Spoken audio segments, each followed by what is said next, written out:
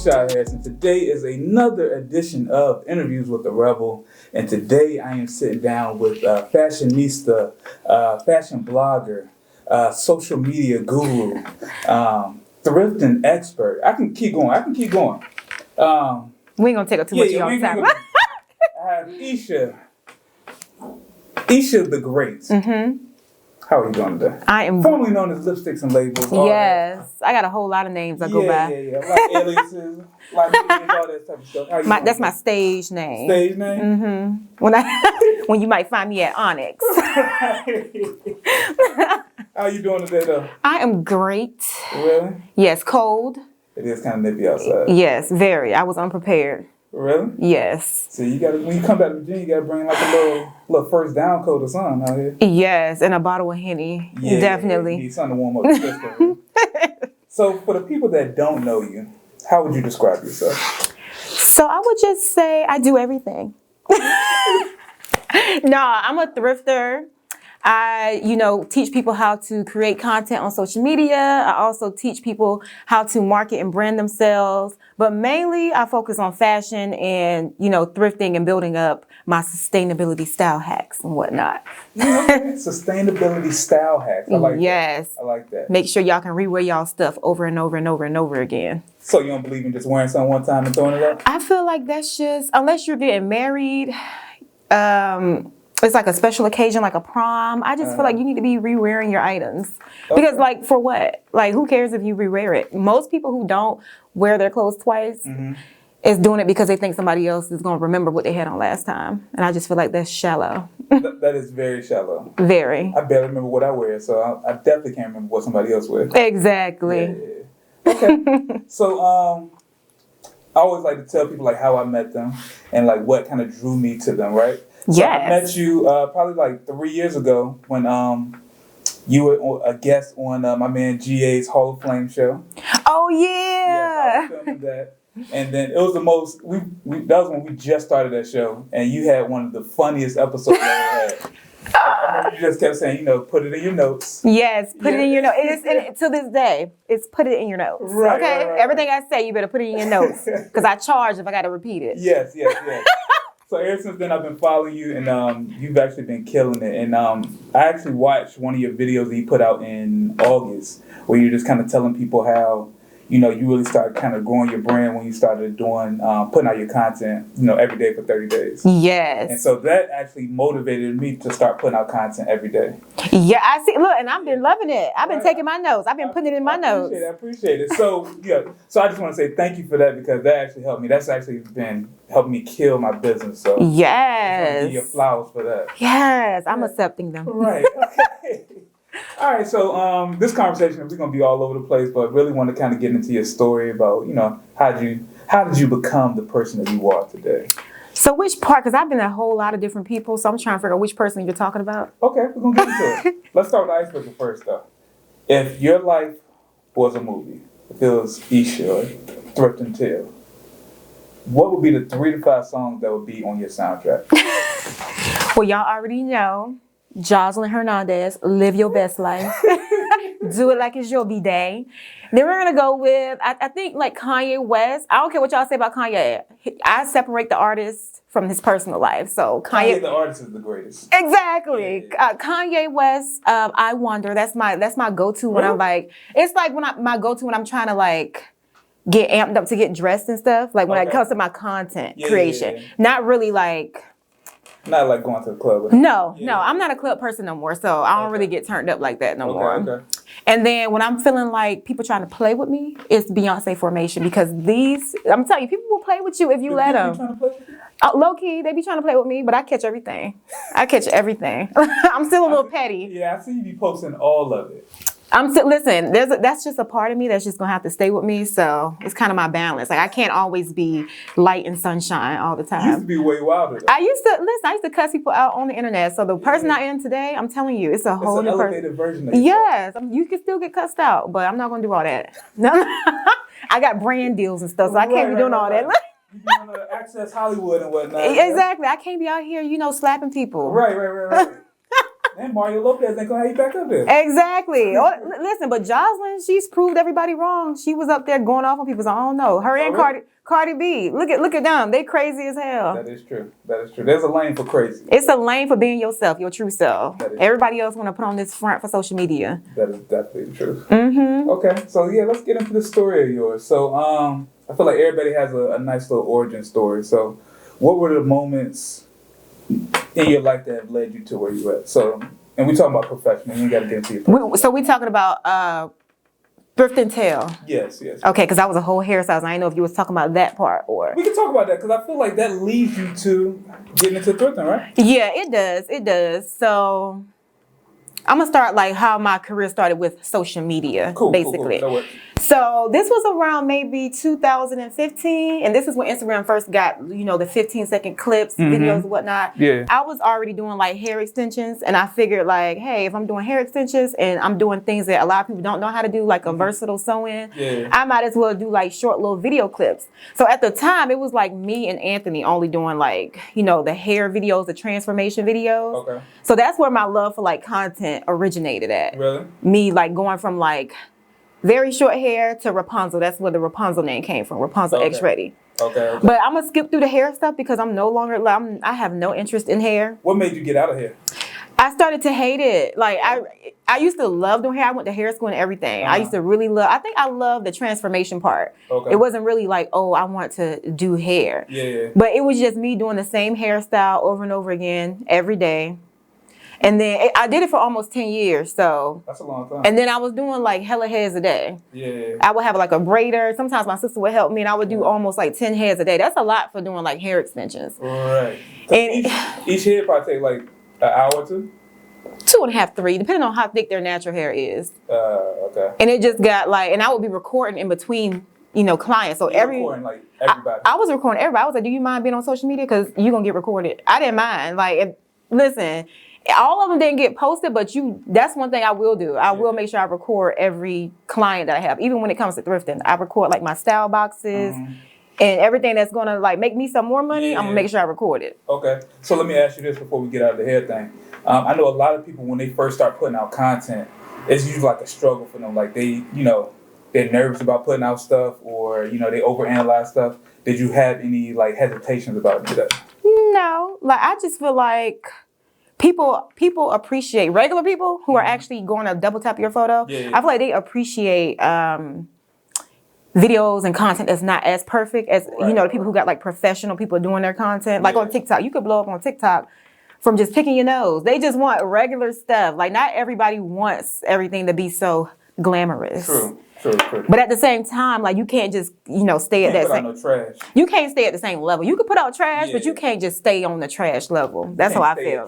Yeah, if you stay in the trash, it's like, okay, eventually we're gonna get sick and tired, and people gonna catch on to, like, if I put out trash content, but one person catches on to like, what's my eye catcher, like what's making people watch my video. So if I'm plucking a hairline, that's what people are gravitating towards.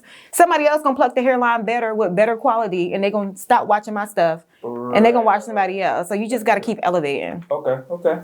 All right. So you said you got tired of doing heads every day. So what was the thought process behind? All right, let me get into thrifting.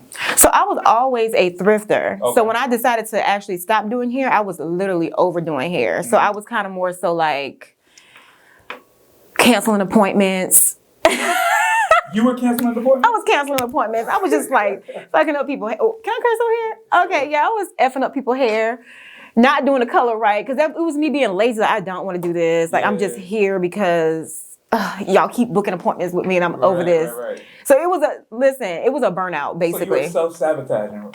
Low-key I was, but it was just like, one time I really didn't like this girl hair and she really sat there and acted like she loved it. I was just like, girl, I just knew. So hold on. So what did you say, like, yo, this is some trash? I was like, I don't really, because it wasn't really my services. It was like some people buy trash hair. Oh, okay. So it was just like, it looked like raccoon hair. And she expected me, she expected me to like They think I'm a magician. Like they think they can buy $3 hair and then I turn it into something that look like arrogant Tay. That's not my forte. I don't do all that. Okay. So it was one of those moments, and she just act like she was just so in love with it. But I really was just like, yo, this is what's really making me over here. And then people are cheap too. They want you to stand on your. They want you to do all this extra stuff, and if they don't like it, they want you to redo it. I'm not. Listen, I'll give you your money back before I redo anything I don't feel like doing. I feel you. I'm the same way. I was like, yo, I'm gonna give you money. Here you go, because you're gonna cause me more stress than pleasure. So you got to go. Right. Okay. All right. So you say you're always into thrifting. Where did your love of thrifting come from? So I started thrifting when I was in about 10th grade. I don't know if you. How old are you? 36. Oh, okay, so you 6 years older than me. But like when I was in the 10th grade, that's when the whole Fresh Prince of Bel-Air, like you went to Nasmith, right? I went to Nasmith. Okay, I did too. And everybody wanted the little colorful outfits with the little Fresh Prince hats. And back then you couldn't really go into like the mall and find like things that look like 90s or vintage. Now you can, because they want to bring everything back. Right. But when I was in the 10th grade, you had to go to the thrift store and you could really find all this stuff in the thrift store. So that's when I ended up thrifting heavy. Okay. And then it went from there to like finding all different types of cultural clothes. Like if you go thrifting in DC, you can find a lot. You can find, it's like a melting pot in DC. Like you can find all types of like cultural items right in the thrift stores in DC. Okay. So you got your start with, high school. So when did you realize that I can turn this into a business so I can make some money from it? So it's like a 2-part series to that. So I started doing looks and labels. I don't know if you remember that. I was just selling the items out of my closet. Yeah. So all of it wasn't thrifted. Some of it was just clothes that I wore to the club, and I just wanted to sell it because I'm not going to rewear like certain club. Like if it's like super extravagant, I'm not going to rewear it unless it's like something I paid a lot of money for. Then I'm going to rewear it. Right. So I just started reselling it because somebody else could probably, do something with it. And people would shop my closet, and they would shop the items that were thrifted too. So it was like a mix, but they didn't really know it was thrifted. So that's what kind of made people like, I guess people like the way I styled the thrifted items, not knowing that they were from the thrift store. Yeah. But then when I started Thrift and Tell in 2019, I just started if you just scroll on social media, you would start to see like, it's like the BBL trend hit like heavy. And then it was like Fashion Nova ruined fashion. I swear it did. I see that. Because everybody looks the same. It was like unitards everywhere, which is cool because I'll put on a unitard here and there, but it was just, it seemed like everybody had to have on like a thought fit in order to feel like it was fly. And if it wasn't a thought fit, it was like, if you didn't have on designer, you're not fly. And I just feel like that's just, all y'all look the same. Fendi and all that. Yeah, it's just doing too much. And you doing this much and you still look like this. That's still looking trash. You did all of that to still look basic. Yeah. Okay. And that was really the thought process behind it. So Looks and Labels was like trash to treasure, like trying to introduce thrifting. Yeah. But then when I just erased that whole thing, because it was like I didn't want the labels to be attached to it. Like I didn't want anything. Not saying I still wear labels, but that's not like I don't want it in the forefront. Like you don't gotta have on designer to be, fly. Okay. So when you initially started that, you were doing that while you were doing hair? Looks and Labels, yes. I stopped doing hair at the end of 2018. Okay. So when I started Thrift and Tell in August of 2019, I really wasn't doing any hair at all. I might have made like a wig or two just to kind of get by, but it wasn't really like, I already knew I was done. Okay. So, all right, so when you first started Thrift and Tell, you were initially just selling like some of your older pieces that you had? So I had moved to Georgia from here July 31st of 2019, and August the 1st is when I, announced, I created my hashtag, really. Yeah. So Thrift and Tell was just a hashtag before it was an Instagram account. Okay.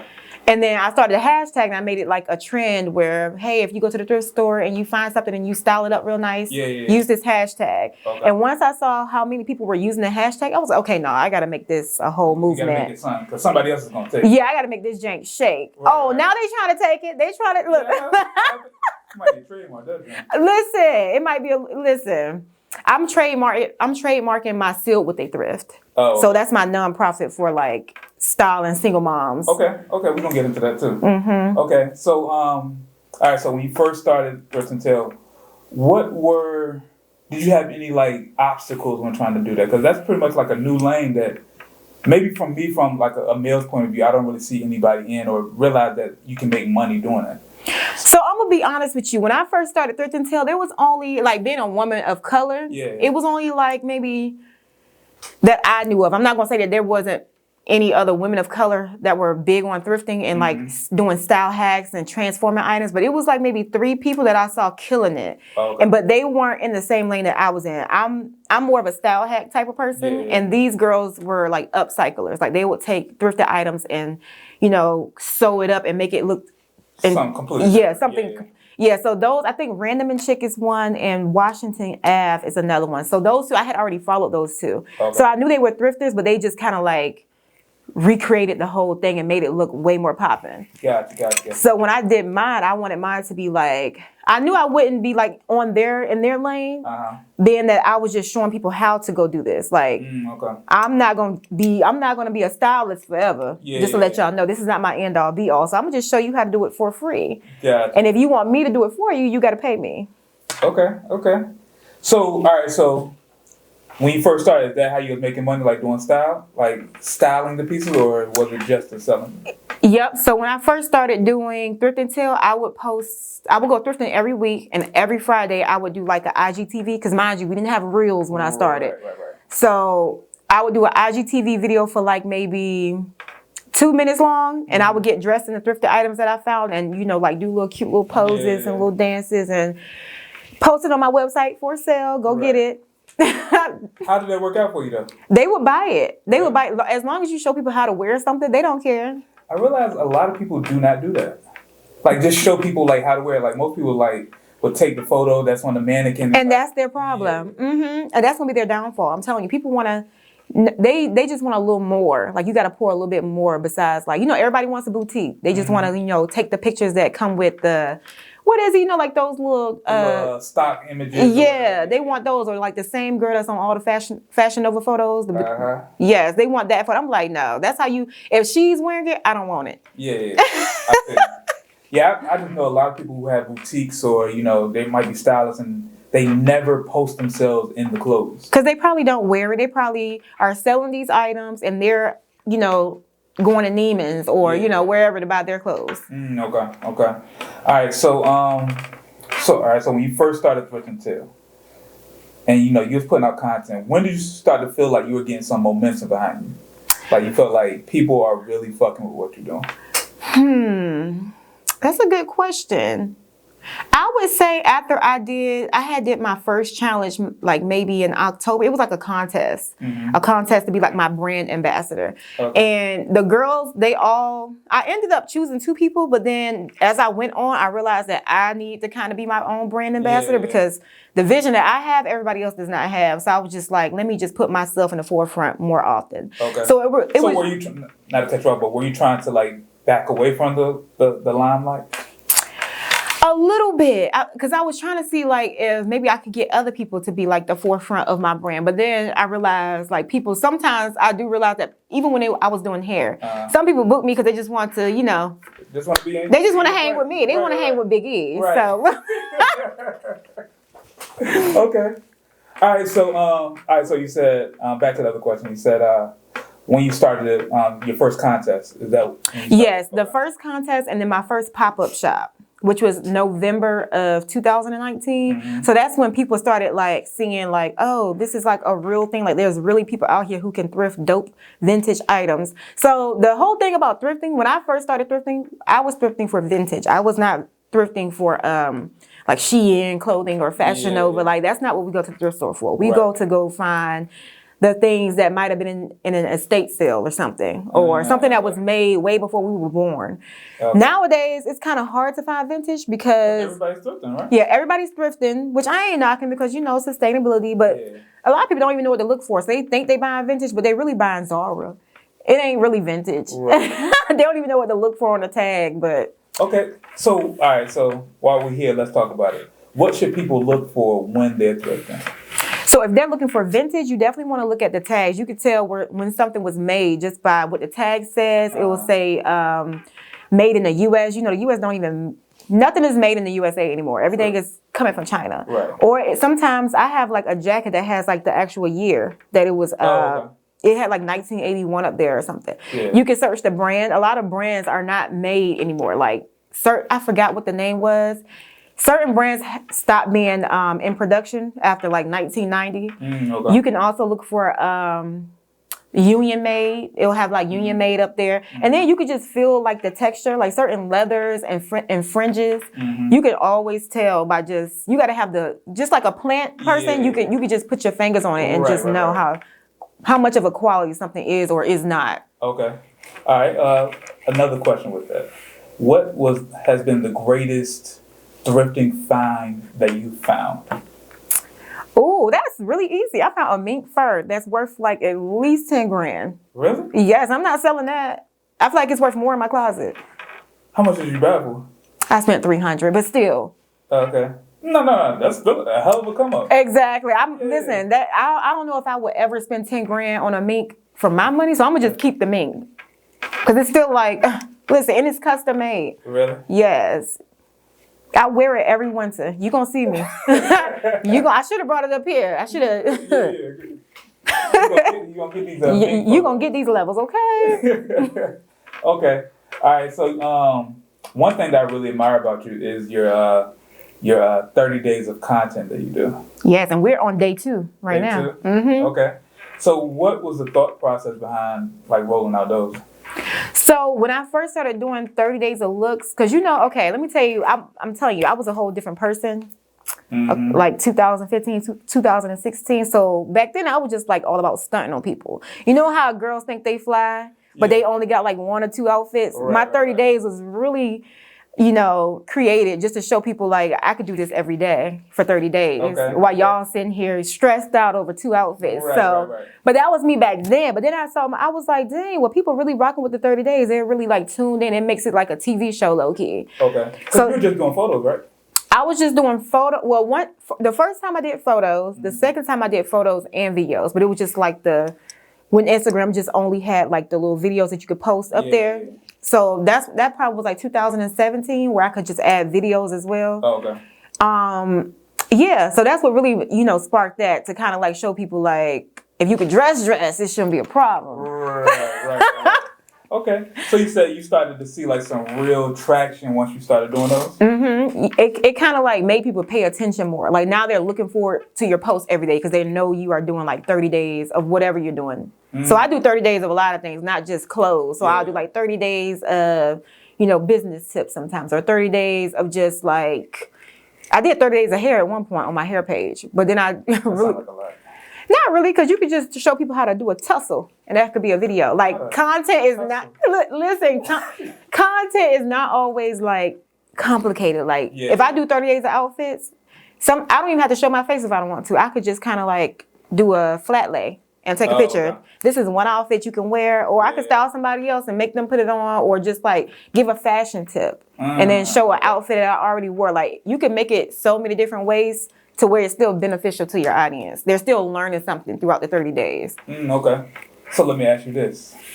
When you're putting out your 30 days of, whatever, what are some of the things that you've actually learned from doing that about your business or about you? About Thrift and Tell? Yeah. From doing 30 days of Thrift and Tell, I have learned that, that's a great question. Yeah, that's what we do over here. Okay, here we go. So from the 30 days of content, this is my honest opinion. People really don't take notes. Like if I can give away all the free information that I want. Right. People don't listen. Like that's definitely true. You could give away free game. They didn't hear nothing you said. They was just looking at whatever caught their eye. So that's why I don't mind. It really taught me to like, okay, you can give away free information because they ain't listening anyway. It's like it's only like 2 or 3 people who gonna catch on. Right. I tell people all the time, like, because people ask me like, yo, you be giving away everything. I'm like, all right, it's gonna be like out of 10 of y'all, maybe 1 or 2 of y'all really gonna like take heed to what I'm saying. Everybody else gonna be like, oh, this shit is fire, but they ain't gonna do nothing with it. They're not. You might as well just put it out. You might as well put it out there, and then like it's always gonna be somebody who's gonna be like, oh, I learned something, so let me just follow this person. Let me turn on my post notifications. Right. But they're not necessarily gonna apply it to their life. So nah, not at all. I mean, you're absolutely right though. So like, and I feel like people don't really understand that aspect of it. Like a lot of people want to hold on to everything like they selling drugs again. Like, right. I'm gonna keep everything. I ain't gonna tell nobody. But I'm like, yo, that's what made people mad. It was like, girl, you giving away the secret, the thrift tips, and all of this. You giving away all the game. It don't matter. And listen, I can give away as much information as I want to. People still not gonna do it like I do it. So I really don't care. You're absolutely right about that. And that's gonna be a clip, by the way. All right. So it seemed like over the last year, you've been everywhere. Like your business and brand has kind of just exploded. Out of nowhere. Look, it ain't nothing but God. Really? So, all right, so was there anything that kind of led to that?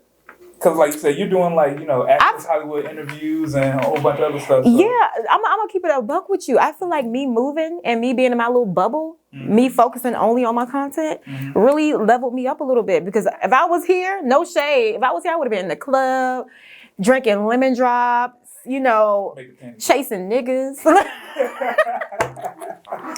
Listen, I'm not on none of that, and I'm getting money now. So it's like sometimes you be your own worst enemy. I'm telling you. Okay. So as soon as I moved, and I just kind of all I do is take my kid to school and focus on my content. That's all I do. I might pop out every now and then, but it's not like a weekly thing. It's like every 3 months I might pop out. Okay. So you would recommend this kind of just locking in on whatever you got going on? Yes. I don't understand why people. Let me not say that because everybody don't think the same way. I don't want to get canceled. On the rebel. Being canceled ain't a real. It's not because listen. People still. Listen. R. Kelly was still doing shows. Exactly. And now all of a sudden y'all want. I ain't gonna even do that. I ain't gonna even do that. But what did you ask me again? See how my mind be going. Do you believe that you have to stay locked in to kind of make some things happen?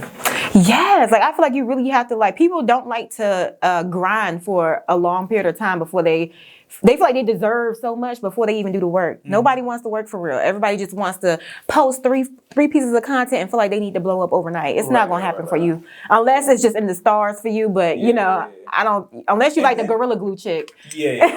But even with that, after she washed that Gorilla Glue out, nobody's even heard of her. Nobody's thinking about her. You got to stay on your game. And then once you get your little 15 minutes, you need to make sure you do something good with your 15 minutes. Right. Or find a way to get another 15 minutes and keep it moving. Right. Okay. So, all right. So what led to the different interviews? Like I said, you've been, you've had a couple major interviews. And so what led to that and how has that kind of changed things for you?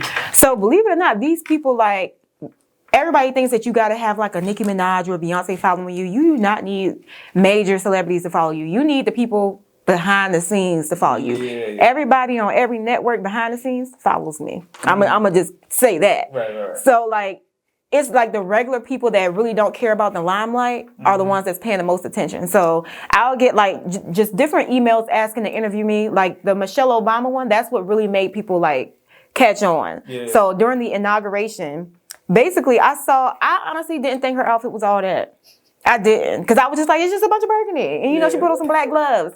So I was just they hooping and hollering over that. I was let me go to Goodwill and show them I could do it in 20 minutes. Right. So as soon as I saw that same day, I was I was in Florida, too, visiting my dad. So I was I'm going to go to your Goodwill. I'm going to find just a bunch of burgundy and put it on. And it was she did this in less than 24 hours. So it's not even really what you're doing because you could have hated the outfit. But it's the fact that I did it within 24 hours. Okay. Even I just did a Beyonce one and a Cardi B one within 24 hours. It's the 24-hour mark. That's it's a attention grabber. So pretty much you have to hop on it as soon as you get the idea. Yeah, people always like to marinate on ideas. Yeah. I don't. I hop on it because there's always somebody. Ideas don't belong to anybody. Sure. They're circulating. So it might come to you, and then if you don't do something with it, it might hop on the shot. He might be out here doing style hacks, stealing my shit. Look. Yeah, that would be fun. That would be very entertaining. I might have to do that, yo. Lord. Still in my game. Yes, and this is how. You roll over once, not twice. All of a sudden, you blowing up. I'm Okay. All right, so where you at now in the whole business? Like I said, you went from... in fact, let me ask you this. The second part of that question was... how has things changed for you since those interviews and everything? So first and foremost, the price is up. The booking fee is up. I met a lot of cool people like that's in places that can help me out if I ever needed something in the future. And not only that, it's kind of like putting my name out there. So it's not always about me. Everybody asks, did you make more money or did they pay you? Everybody did not. They don't pay for that, right? Yeah, you don't charge people like Good Morning America. They doing you a favor more than likely. And then their audience is kind of more, so they've sent me a whole camera crew. So I'm just like, listen. I was very nervous. I won't lie. I was over there shaking. My ass cheeks was like tight as hell. I was like, what the hell? I was just nervous because I was just like, yo, what if I, slip up during this interview? What if I trip?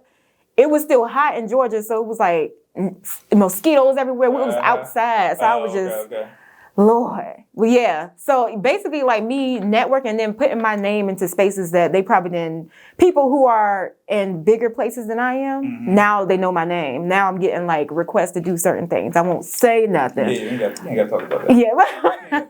Basically, that you just need to make sure like certain people know who you are when it comes to like being on TV and stuff. And then I honestly don't want. The type of TV that most people like is like Housewives. I don't like stuff like that. Like I don't want people in my day-to-day life. Like I'd rather just do like thrift hauls and like things where I'm still a mystery behind the scenes. Okay. So do you feel like you're gonna be on TV soon? I might.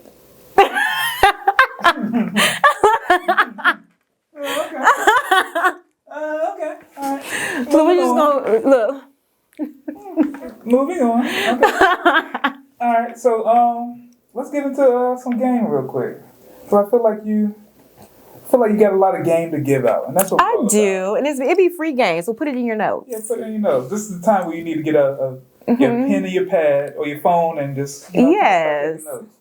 All right, so let's talk about putting out content. What do you feel? Do you feel like you need like an actual camera, or can you do everything on your phone? I personally feel like you can do everything on your phone. Like I literally have a camera and I barely use it. So my 30 days of content right now, I'm working with other people who have cameras just so I can up my content. I feel like I'm at a point where I can afford to like, you can't just, I told you I don't stay on the trash level. It's okay to elevate sometimes. Like I'm gonna go back to my cell phone, of course. Yeah. But like every now and again you want to pop out. Gotcha. But the cell phone is what got me to where I am today. So like I don't see nothing wrong with the cell phone. It's all about the quality as long as you're not posting like fuzzy videos and stuff. Yeah. Wipe the camera off. Yes, and turn on the 4K. Yeah, definitely do that. I will say, like, I think you did a photo shoot, or this is probably like your 30 days of looks. And I think it might have been 2 or 3 years ago. And those were probably some of the best photos I've seen anybody. Chad. That's probably Chad Lucas, right? Yep. Chad Flukas. Is it Flukas? Mm-hmm. Oh, okay. Chad Flukas. He got a celebrity name. Yeah, I thought it was Lucas. It might be. No, don't give me the laugh. Shout out Chad. Shout out to Chad. Yeah. Those were some of the some fire photos. Yes. Let me tell you, when we did that, we were driving into West Bubblefuck to take them pictures. Like we was going to find like fields that didn't have anything there. Like we was going the extra mile. Right. But I think this was like around, what season was that? Because I don't know, it's just so cold now. I can't see myself doing that again. But no, I might bring it back, but it might have to be like a summertime thing where I can go out and like hunt down locations. Yeah. But yeah, it was all about bringing out the creativity, like not just the outfit, but like everything else around it. Right. I just remember those I don't know if it was one day you was in like a parking garage or something, like you had like purple or blue or something like that, like a leather or fur or something like that. But I remember that. That was when it was raining. He took a picture of me in the rain downtown Norfolk, and I had a pink umbrella and I had I know what you're talking about. Yeah, those were just some fire photos. I just had to say that. Yeah. All right, so how important is it to make sure like your personality is in? I know your personality is in everything that you do. And that's the importance. Really? Yes. Make sure because people don't like dry content. Like unless you're, I hate to be that girl, but unless it's easier for you to just post content and blow up overnight without doing that. But if you're like a person of color and you want to make sure that you're like standing out, you got to throw a little razzle. You got to throw a little razzle dazzle because a lot of people don't got personality. That's where that comes in at. If you have personality, just go ahead and show people your personality, or just be a little goofy here and there. Like you don't got to do it all the time, but people really lack humor, personality, and all that. And these dark days, you need humor and personality. So that's true. Okay. All right. I mean, you're absolutely right about that. I know a lot of people are scared to show their personality. Everybody wants to be perfect, or yeah, and even if you're like if you're corny, even that's cute. Like you don't have to be. You gonna find your corny following. Yeah, you gonna find your cornballs, okay, to follow you along. Right. You're gonna have all that, so you just be who you are. Yes. Okay. So another thing that you mentioned that I kind of just want you to elaborate on a little bit is just hopping on trends early, or not necessarily trend, but if you see something, add your own sauce to it.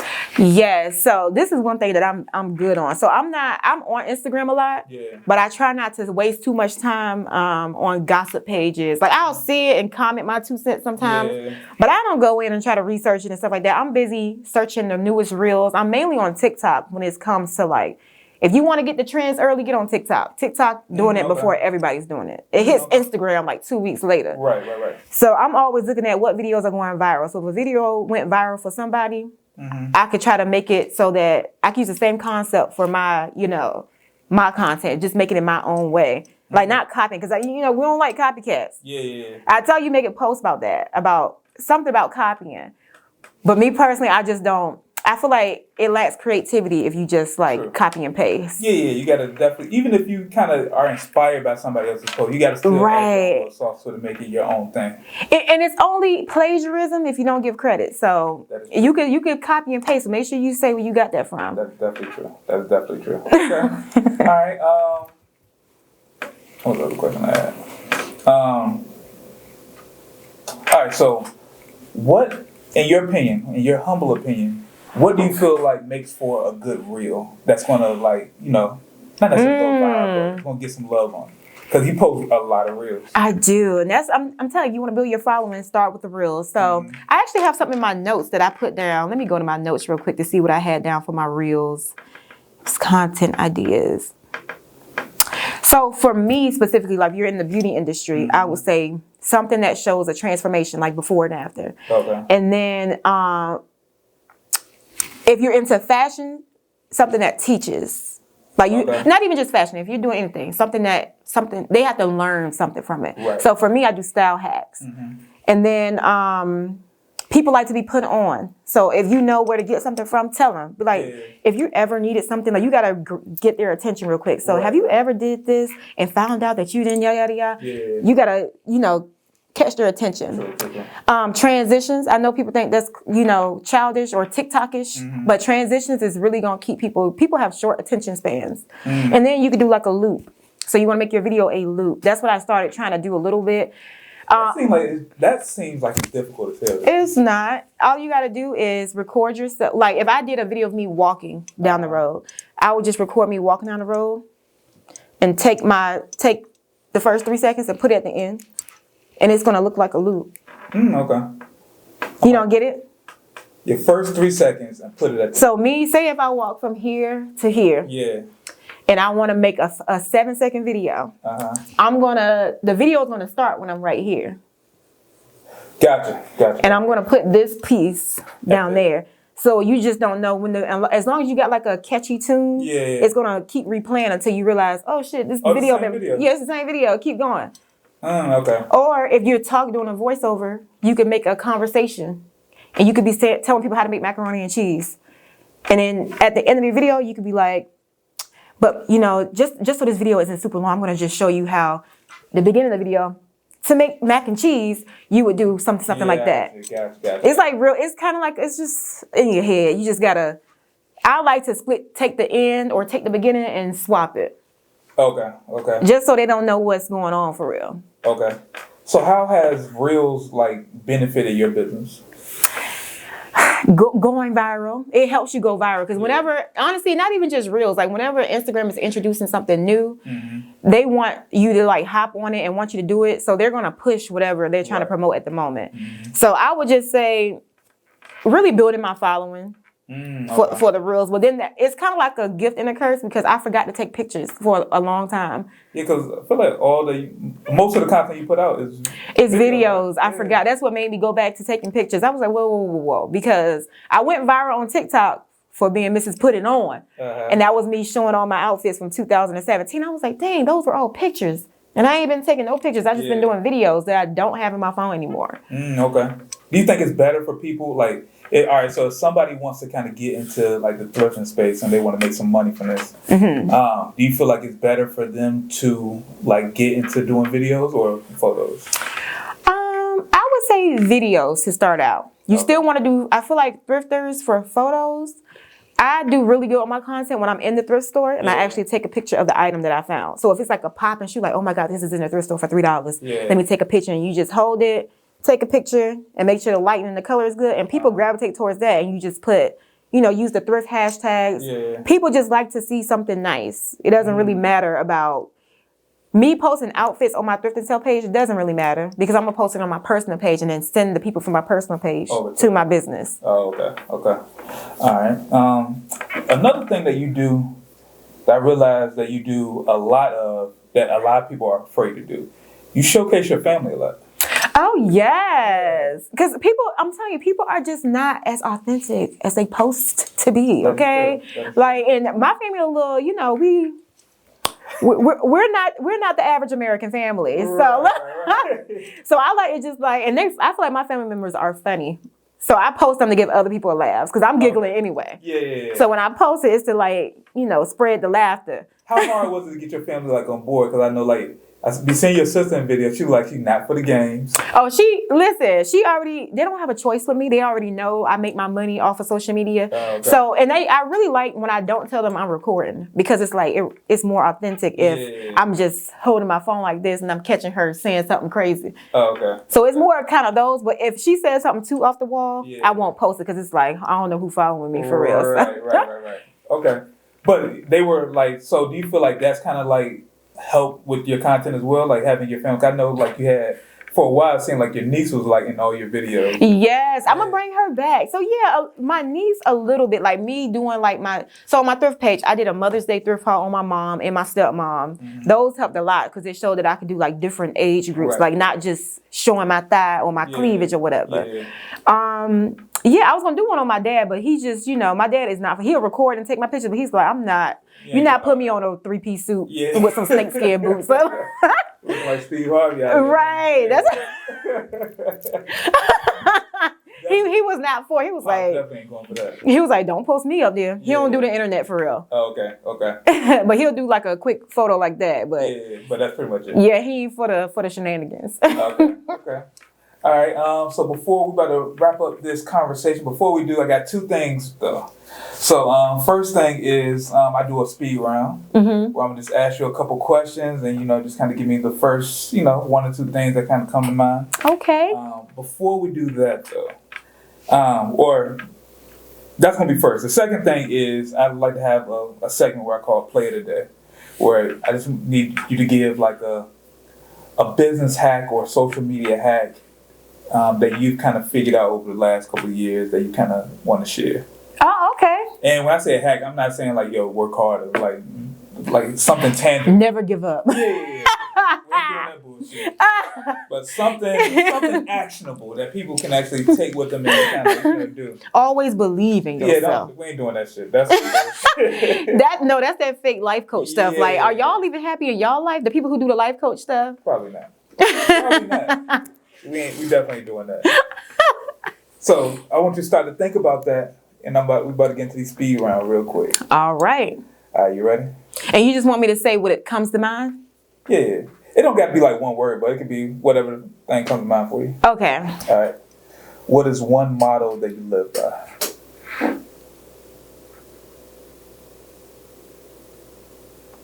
People gonna talk whether you're doing bad or good. Do it anyway, okay? Okay. All right. When it comes to creating, what do you feel like is your superpower?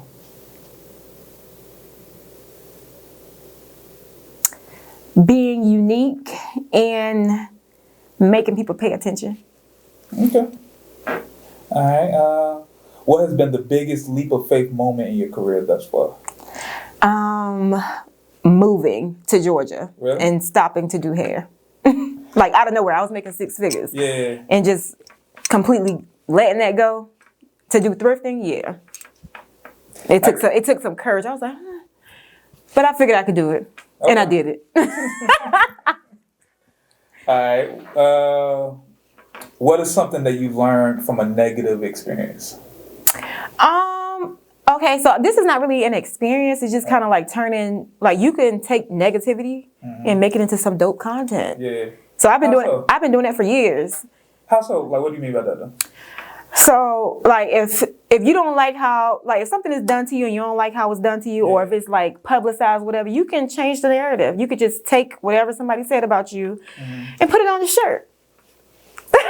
I'm assuming you've done that before. I've done that before, but not even just that. Like even when it comes to like negative comments on social media, I'll take their comments and make it into a whole reel because they said that I don't know how to cover up and dress. Yeah. So I'll show the comment and go just like this and show my outfit.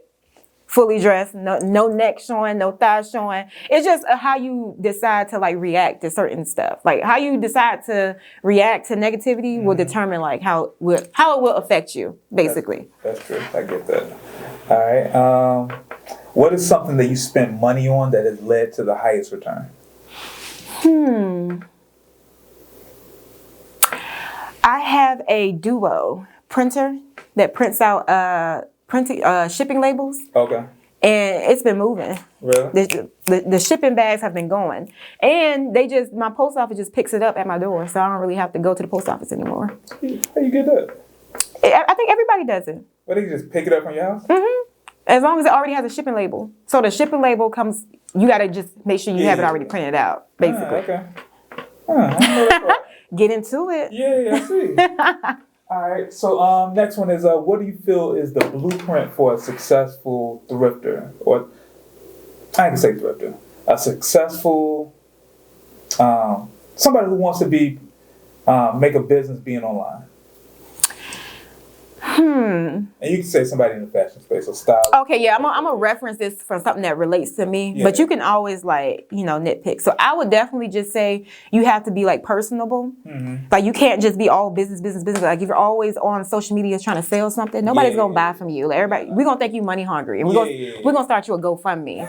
So we don't want that. We want you to be like personable, relatable, definitely relatable. Because if you're always up here acting like you have it all together, that's not relatable. True. And that's why I don't relate to a lot of people on social media, because it's just not, it's relatable to somebody, just not me. You could like share a time where you didn't have it right in your business. Like share something that, might have been a flaw in your business that might can help somebody else. True. That's always like a good way to like. People can relate to that. Yeah, it's definitely relatable, and nobody has it together all the way. True. Okay. All right, just got a couple more. Advice for people starting off in your industry, doing what you do. Find what works for you. Like you don't have to like. What I see a lot of is like people. There's nothing wrong with it because they'll say inspired by Thrift and Tell or inspired by IESHA the Great, which is cool. But I would rather people like find what works for them and then just like pull from that. Because if we all up here doing the same stuff, it's just gonna look like we just a bunch of minions running around. So it's always good to like find out what inspired you to even start. Like what made you want to be a reseller? What made you want to start thrifting in the first place?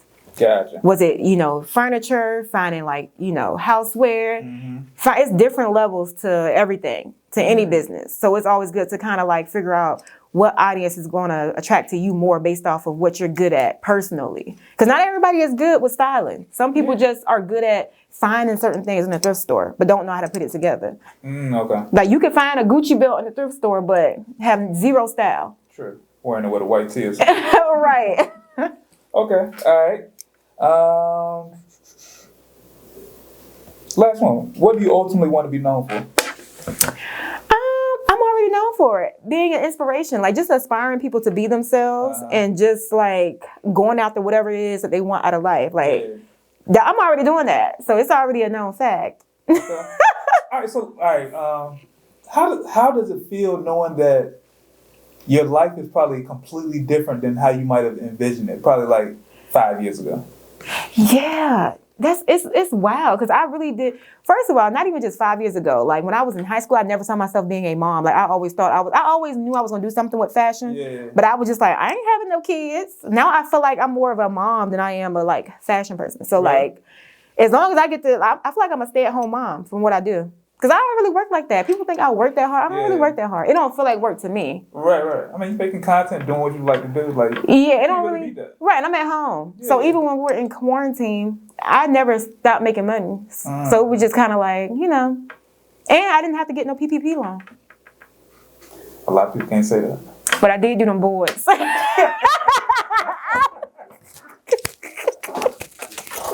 I ain't gonna lie. Them boards came through. I paid off my car. But I bet. As long as you gotta get the PPP, you good though. Listen, as long as I ain't going to jail. Well, the PPP people, they ain't even going to jail. Not yet. It's people in Georgia. They have a whole list in Georgia of the people named. Okay.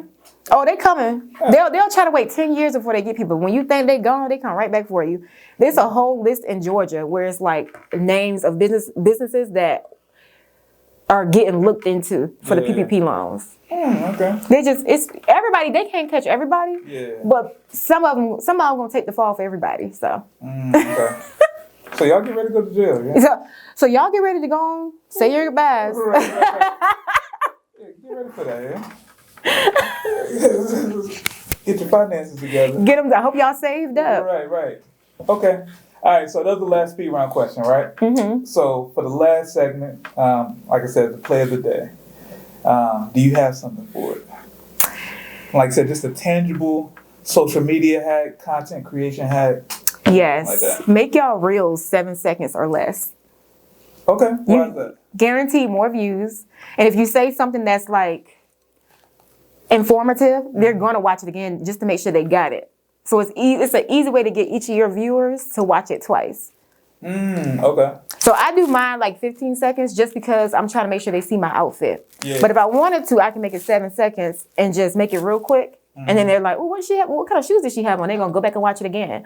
Or if you want to, like on TikTok, you could do like a quick video, but have like maybe a 3-sentence line of something very informative or just like a trippy thought.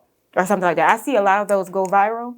And just the 7 seconds, like I said, TikTok ruined it for all of humanity. Nobody can pay attention longer than like 10 seconds or even 30 seconds.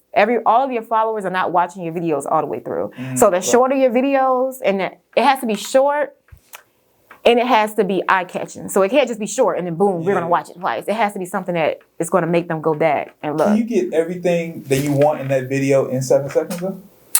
7 seconds is quick. Like I do video work, but 7 seconds is fast. Depending on what you're trying to do. So like for you do like you help people create content. Yeah. So second 1 to 2 could be like, if you need help creating content, here's a tip.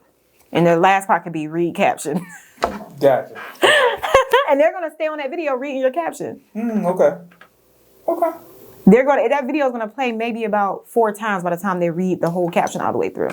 So it's like different ways to do stuff. Even if I'm just showing a pair of shoes, not even saying nothing.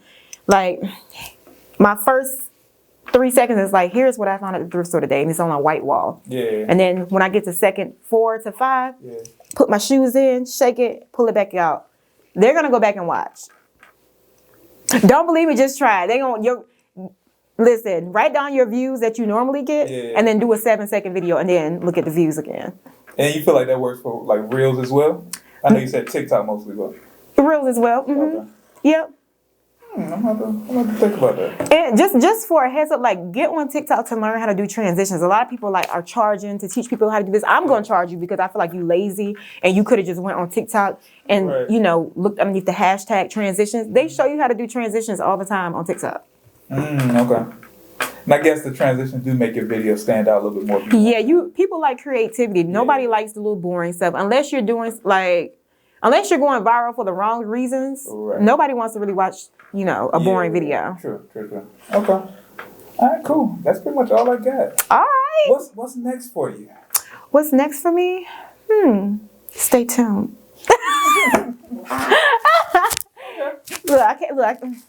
Yeah, we're gonna leave it at that. We'll leave it at that. Okay. Because I'm telling you, the people is watching. They trying to. Yeah, feds is watching. The feds is always on me.